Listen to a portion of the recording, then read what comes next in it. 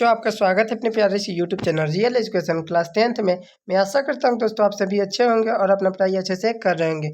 प्यारे साथियों, आज के वीडियो में हम लोग जानेंगे क्लास 10th हिंदी का चैप्टर नंबर 12 जिसका नाम है शिक्षा और संस्कृति। प्यारे साथियों, आज हम लोग शिक्षा और संस्कृति का सब्जेक्टिव क्वेश्चन जानेंगे, ठीक है ना। इसमें कुल कितने सब्जेक्टिव क्वेश्चन है ये भी हम आपको बताएंगे, पूरे डिटेल्स में बताएंगे। और ये क्वेश्चन जो भी बताएंगे ये एकदम है कि आपके बोर्ड एग्जाम 2026 हो या 27 कोई भी बोर्ड एग्जाम हो उसमें 100% आएगा तो आएगा ही आएगा, ठीक है ना प्यारे साथियों। तो आपसे निवेदन है कि आप इस क्लास को शुरू से लेकर अंत तक बने रहिएगा, जिससे कि आपका पूरा क्लियर हो जाए। सब्जेक्टिव क्वेश्चन याद भी करा देंगे आपको, यहीं के यहीं आपको याद भी करा देंगे, ठीक है ना प्यारे साथियों। तो आप सिर्फ शुरू से लेकर अंत तक बने रहिएगा।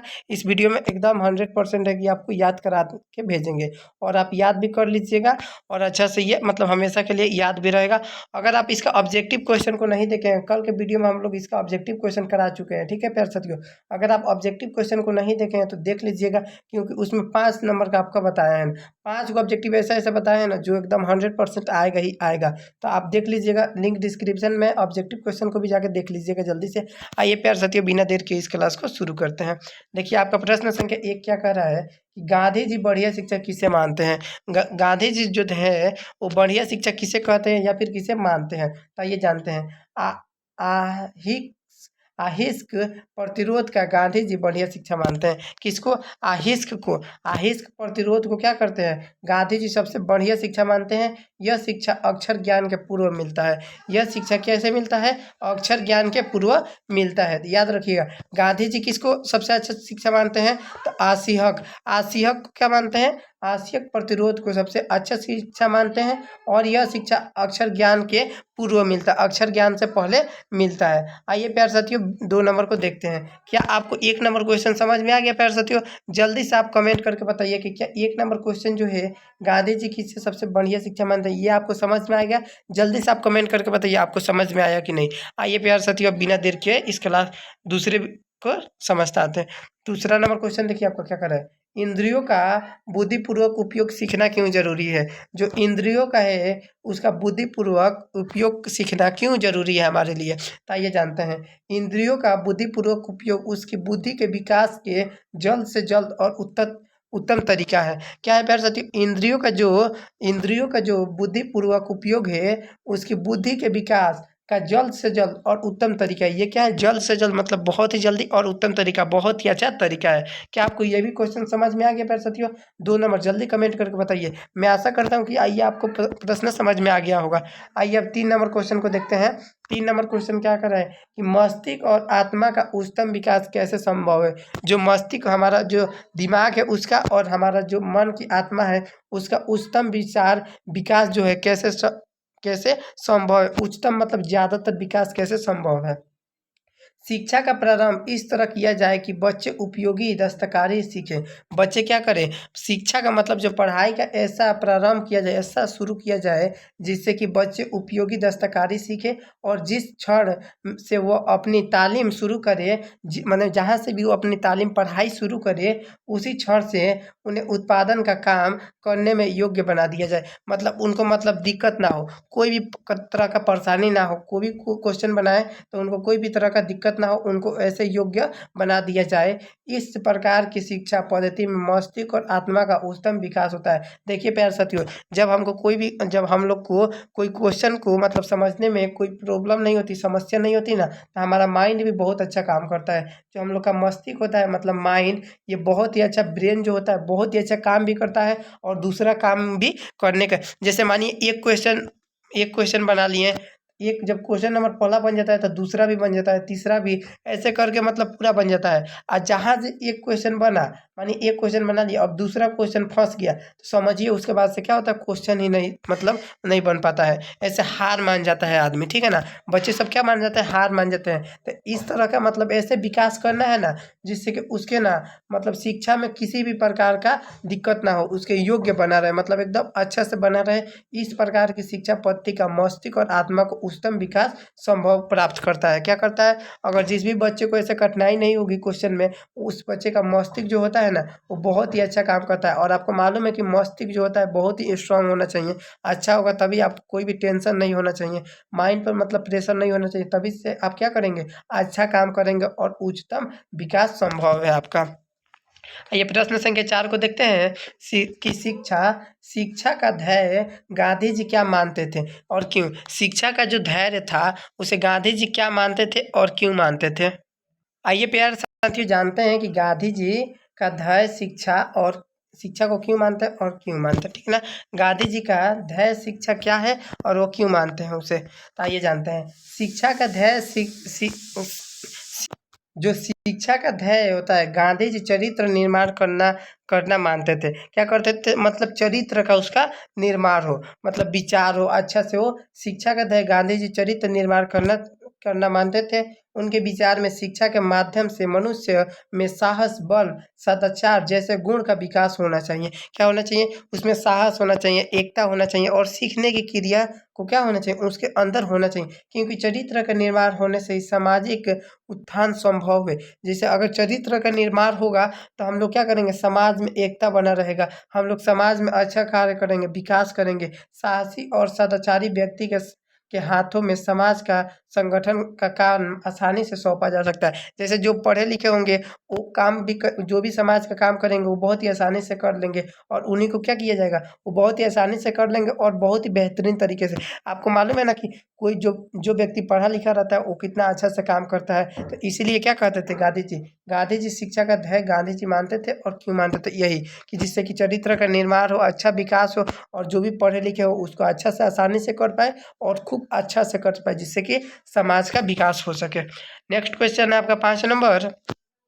गांधी जी किस तरह के समस्या को भारत के लिए बेहतर मानते हैं और क्यों?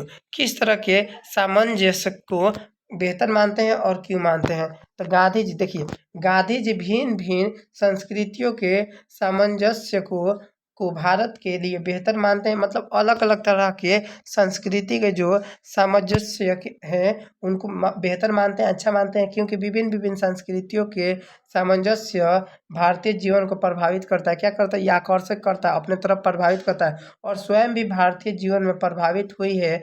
यह सामंजस्य कुदरती तौर पर स्वदेशी ढंग का होगा, जिससे प्रत्येक संस्कृति के लिए यह उचित स्थान सुरक्षित होगा। यह उचित स्थान क्या होगा? सुरक्षित होगा, फायदेमंद होगा।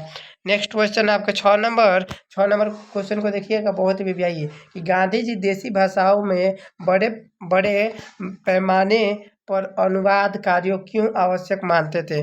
जो गांधी जी थे, देश के भाषाओं के बड़े पैमाने पर अनुवाद कार्यों को क्यों आवश्यक मानते हैं, क्यों? तो आइए जानते हैं। गांधी जी का मानना था कि देसी भाषाओं के अनुवाद के माध्यम से किसी भी भाषा का विचार को तथा ज्ञान को आसानी से ग्रहण किया जा सकता है। देखिए प्यारे साथियों, जब हम लोग देश के भाषाओं को, अलग अलग देश के भाषाओं को जान जाएंगे तो हम लोग किसी भी तरह के कोई शब्द बोलेगा तो उसको हम लोग समझ सकते हैं, जान सकते हैं। अब कोई इंग्लिश में आके बोलेगा, अगर हम लोग कोई इंग्लिश नहीं जानेंगे, हम लोग अगर कोई इंग्लिश में बोलेगा तो कैसे समझेंगे? हम लोग हिंदी से थोड़ी ना समझेंगे, इंग्लिश भी समझना पड़ेगा ना हम लोग को। तो इंग्लिश भाषा, हर एक देश की भाषाओं को क्या करना चाहिए? हम लोग को ग्रहण करना चाहिए, जानना चाहिए, जिससे क्या हो? ज्ञान को आसानी से ग्रहण किया जा सकता है। फिर अगर हम लोग सभी भाषाओं को जान जाएंगे तो ज्ञान जो भी होगा बहुत ही आसानी से मिल सकता है। अंग्रेजी या संसार के अन्य भाषाओं को ज्ञान भंडार पड़ा है। अंग्रेजी या अन्य संसार के जो भी भाषाएं है उसमें क्या ज्ञान का भंडार पड़ा हुआ है। उसे अपनी ही मातृभाषा के द्वारा प्राप्त करना सरल है। जैसे जो भी हम लोग को मातृभाषा जो है, ठीक है ना, उसी के तरह क्या करना, प्राप्त करना सरल है। सभी भाषाओं से ग्राहक ज्ञान के लिए अनुवाद की कला परमावश्यक है। अतः इसकी आवश्यकता बड़े पैमाने पर है। इसकी आवश्यकता क्या है? बड़े पैमाने पर है। नेक्स्ट क्वेश्चन है आपका 7 नंबर कि दूसरी संस्कृति से पहले अपनी संस्कृति की गहरी समझ जरूरी है, क्यों जरूरी है? जैसे दूसरी संस्कृति से पहले अपनी संस्कृति को समझना क्यों जरूरी है प्यारे साथियों? आइए जानते हैं। क्योंकि दूसरी संस्कृति की समझ और केंद्र स्वयं अपनी संस्कृति के केंद्र और उन्हें हजम कर लेने के बाद होनी चाहिए। देखिए प्यारे साथियों, आगे जब तक बोलते हैं ना कि जब तक अपना पेट ना पोसाए तब तक दूसरे का पेट क्यों पोसेंगे। मानिए अपना पेट ही नहीं पोसा रहा है और दूसरे का पेट पोसने चले रहे हैं, तो वही बात है यहाँ पे भी कि अपनी सबसे पहले दूसरी संस्कृति के समझ जब दूसरी संस्कृति को हम लोग नहीं समझेंगे तो उससे कैसे नहीं समझ पाएंगे, क्योंकि स्वयं के अगर संस्कृति को हम लोग नहीं समझ पा रहे हैं तो दूसरी को कैसे समझ पाएंगे, उसे कैसे हजम करेंगे। इसीलिए पहले पहले हर्जिक नहीं, कोई संस्कृति इतने रत्न भंडार से भरी हुई नहीं है जितनी हमारी अपनी संस्कृति है। इसीलिए क्या करना चाहिए, हमें अपनी संस्कृति को पहले समझना चाहिए। सर्वप्रथम हमें अपनी संस्कृति को जानकर जानकर उससे निहित बातों को अपनाना होगा। पहले अपनी संस्कृति को जान लीजिए, फिर उसके बाद देखिए कि उसमें कौन कौन सी बातें हैं, फिर क्या कीजिए, उससे चरित्र निर्माण होगा। उससे क्या होगा, चरित्र का निर्माण होगा, आपके बॉडी का निर्माण होगा, आप में आप अच्छा से विकास कर पाएंगे, जो संसार के अन्य संस्कृति से कुछ सीखने की क्षमता प्रदान करेगा। अगर आप अपने संस्कृति को जानिएगा तो दूसरे की संस्कृति को भी जानना क्या हो जाएगा, बहुत ही आसान हो जाएगा, जिससे कि आप प्रदान कर सकते हैं, दूसरे की भी संस्कृति को सीख सकते हैं आसानी से। अगला क्वेश्चन है आपका 8 नंबर कि अपनी संस्कृति और मातृभाषा की बुनियादी पर दूसरी संस्कृतियों भाषाओं से संपर्क क्यों बनाया जाना चाहिए। गांधी जी की राय स्पष्ट करें। गांधी जी के इस पर राय स्पष्ट करना है, आइए जानते हैं। गांधी जी के विचारानुसार अपनी मातृभाषा के माध्यम बनाकर हमें अत्यधिक विकास कर सकते हैं। अगर हम लोग अपनी मातृभाषा को अपना विकास कर सकते हैं, अपनी मातृभाषा से क्या कर सकते हैं, हम लोग अपना विकास कर सकते हैं। अपनी संस्कृति के माध्यम से जीवन में तेज गति से उत्थान किया जा सकता है। जो अपनी संस्कृति है उससे क्या कर सकते हैं, अपने जीवन में हम लोग तेज गति क्या कर सकते हैं, तेज विकास कर सकते हैं, किया जा सकता है। लेकिन हम कुपनडुक नहीं बने। दूसरी संस्कृति की अच्छी बातों को अपनाने में परहेज नहीं किया जाए, बल्कि अपनी संस्कृति एवं भाषा को आधार बनाकर अन्य भाषाओं एवं संस्कृति को भी अपने जीवन से युक्त करें। अपने जीवन से क्या करना चाहिए फिर साथियों, मुक्त करना चाहिए, युक्त करना चाहिए। 9 नंबर प्रश्न है गांधी जी कताई और धुनाई जैसे ग्रामोद्योगों द्वारा सामाजिक क्रांति कैसे संभव मानते हैं। आइए जानते हैं इसका उत्तर। कताई और धुनाई जैसे ग्रामोद्योग से संबंध में गांधी जी की कल्पना थी कि यह एक ऐसी शांत सामाजिक क्रांति की अग्रदूत बने जिसमें अत्यंत दूरगामी परिणाम भरे हुए हैं, जिसमें मतलब बहुत से ज़्यादा दूरगामी परिणाम क्या हो चुके हैं, भरे हुए, उसी में शामिल हो। इससे नगर और ग्राम के संबंधों का एक स्वास्थ्यप्रद और नैतिक आधार प्राप्त होगा, जिससे क्या होगा, विकास होगा, हमारे समाज में विकास होगा, स्वास्थ्य होगा, सभी लोग स्वस्थ रहेंगे, नैतिक आधार प्राप्त होगा और समाज की मौजूदा आरक्षित व्यवस्था में वर्गों के परस्पर विषाक्त संबंधों की कुछ जड़ें से बड़ी बुराइयां को दूर करने में बहुत सहायक मिलेगी, बहुत ही क्या होगी, सहायता मिलेगी। इससे ग्रामीण जनजीवन विकास होगा और गरीब अमीर की प्राकृतिक और अप्राकृतिक भेद नहीं रहेगा। जिससे गरीब और अमीर में क्या करेगा, अप्राकृतिक भेद नहीं रहेगा, ठीक है ना। जो मतलब अप्राकृतिक, जो मतलब हम लोग अपने से भेदभाव बनाते हैं, वैसा भेदभाव नहीं रहेगा। अब देखिए प्रश्न ये दीर्घोत्तरीय प्रश्न है, ठीक है ना प्यारे साथियों। ये दीर्घोत्तरीय प्रश्न है जिनमें बताया गया है सारांश, इसमें इस पाठ का सारांश बताया गया है, तो आप सारांश को समझे रहिएगा ना, तो आपका हर एक क्वेश्चन बनेगा। देखिए जब हम लोग कहानी को पढ़ लेते हैं ना, तो हमारे चारों तरफ उस कहानी के जितने भी प्रश्न होते हैं, इर्द गिर्द हमारे वो जो भी रहते हैं, कहानी के जो भी प्रश्न, वो हमारे मतलब दिमाग के इर्द गिर्द घूमते रहते हैं और याद भी रहता है हम लोग को। तो इसीलिए सारांश पढ़ना ना बहुत ज़रूरी है, तो आप सारांश को भी देख लीजिए, इसीलिए हम आपके लिए सारांश को भी लाए हैं। आप सारांश को देख लेते हैं तो ये बहुत ही अच्छा बात है, आप देख लेंगे तो पूरा का पूरा क्वेश्चन आपका समझ में आ जाएगा। आइए जानते हैं सारांश के बारे में। दिया गया क्वेश्चन है शिक्षा और संस्कृति पाठ का सारांश लिखे। क्या बोले हम कि अभी सारांश को पढ़ लीजिएगा, आपका सब क्वेश्चन क्लियर हो जाएगा। या अथवा शिक्षा और संस्कृति के संबंध में महात्मा जी के विचारों को स्पष्ट करें। मतलब शिक्षा और संस्कृति जो पाठ लिखे थे महात्मा गांधी जी, मतलब वो क्या क्या बताए हैं, उनके विचारों को जो स्पष्ट करना है, विचार क्या क्या बताए थे उन्हीं विचारों को स्पष्ट करना है। तो आइए जानते हैं उनके विचारों को। गांधी जी के विचार से अहिंसक प्रतिरोध सबसे उदित और बढ़िया शिक्षा होता है। गांधी जी के अनुसार सबसे बढ़िया शिक्षा कौन सा होता है?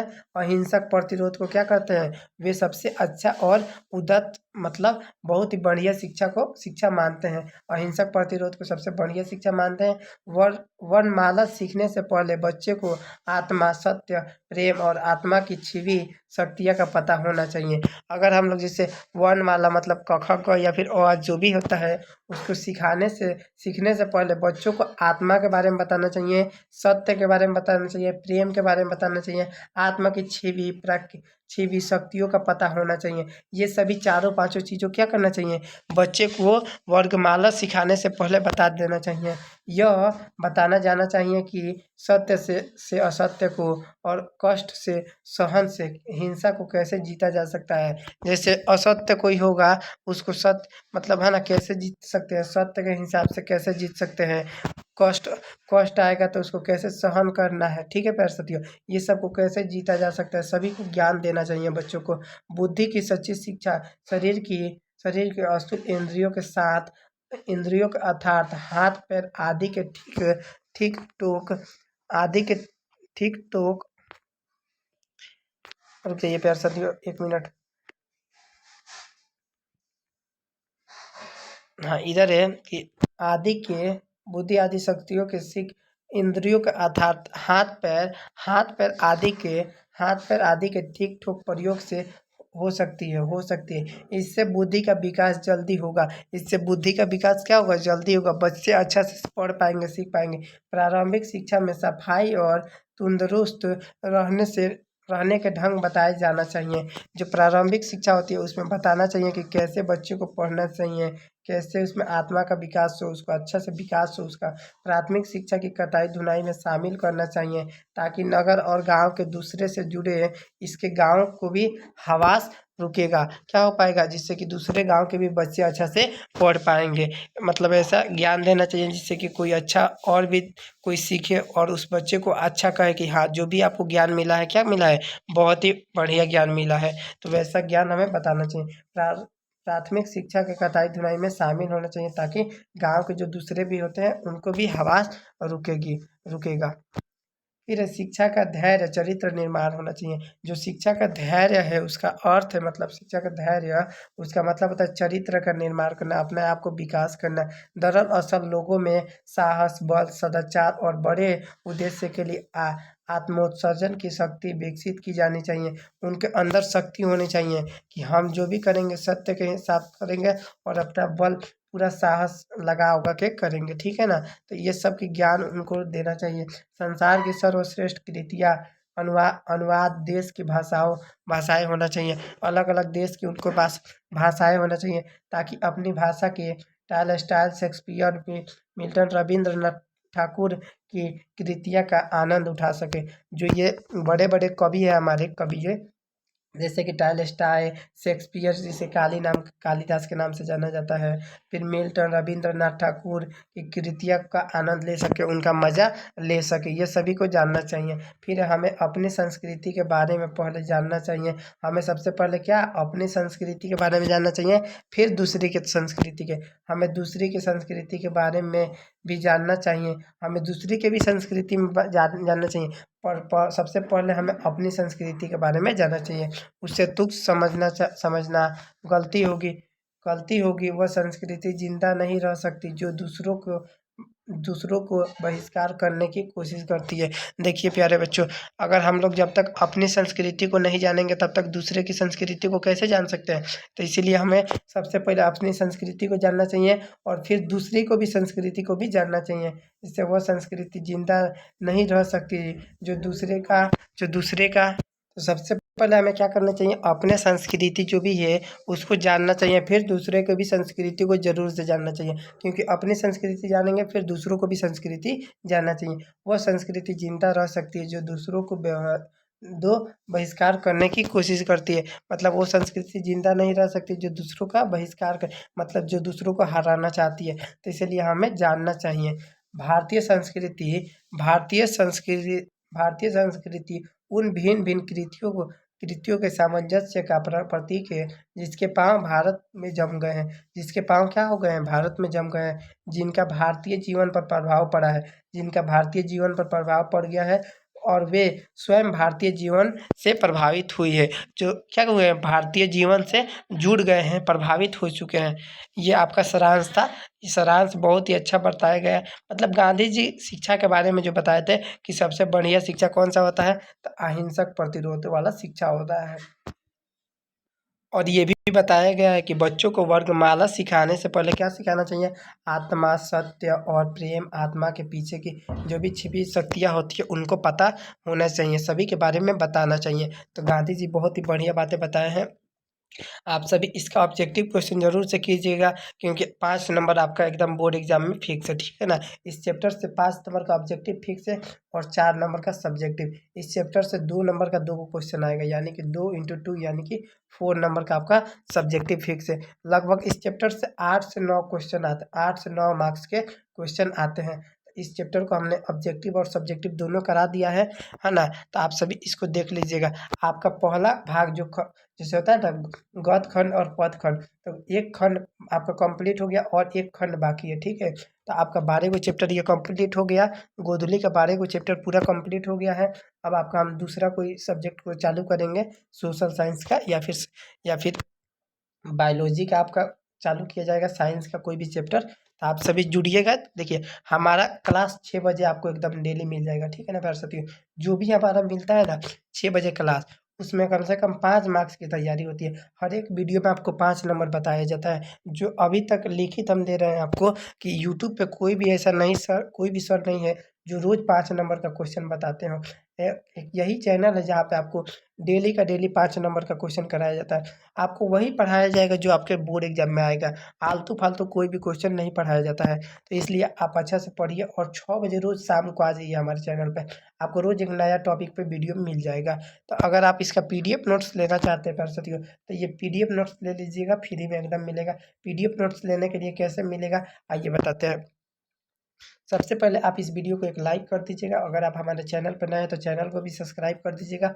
उसके बाद देखिए चेक कीजिएगा इसका डिस्क्रिप्शन बॉक्स, ठीक है ना। डिस्क्रिप्शन इस वीडियो का डिस्क्रिप्शन बॉक्स को आप चेक कीजिएगा, तो वहाँ पे एक व्हाट्सअप ग्रुप का लिंक मिलेगा। आप व्हाट्सअप ग्रुप पे जैसे ही क्लिक कीजिएगा ना, आप ग्रुप में ज्वाइन हो जाइएगा। मैं इसका पीडीएफ नोट्स उसी में भेज दूंगा। हमेशा मैं पीडीएफ नोट्स व्हाट्सअप ग्रुप में भेज देता हूँ, तो आप वहाँ से भी देख सकते हैं। तो वहाँ से आप जल्दी से जाके ग्रुप में ज्वाइन हो जाइए अगर आप पीडीएफ नोट्स लेना चाहते हैं। देखिए पीडीएफ नोट्स का फ़ायदा ये भी होता है, मानिए आपका आज रिचार्ज नहीं है तो आप पीडीएफ नोट्स ले लीजिएगा। तो आप क्या कर सकते हैं, घर पे भी ऑफलाइन पढ़ सकते हैं, मोबाइल के द्वारा पढ़ सकते हैं बिना रिचार्ज के भी, क्योंकि पीडीएफ नोट्स से पढ़ने में रिचार्ज नहीं मांगता है, नेट रहे या ना रहे, इसलिए आप उससे भी पढ़ सकते हैं। तो ज़रूर पीडीएफ नोट्स लीजिएगा और व्हाट्सएप ग्रुप में ज्वाइन होइएगा। और ये बताइएगा हमें कमेंट करके कि आपको वीडियो कैसा लगा। अगर आप हमारे चैनल पर नए हैं तो चैनल को सब्सक्राइब कर दीजिएगा। मिलते हैं एक नए वीडियो में, तब तक के लिए जय हिंद, जय भारत।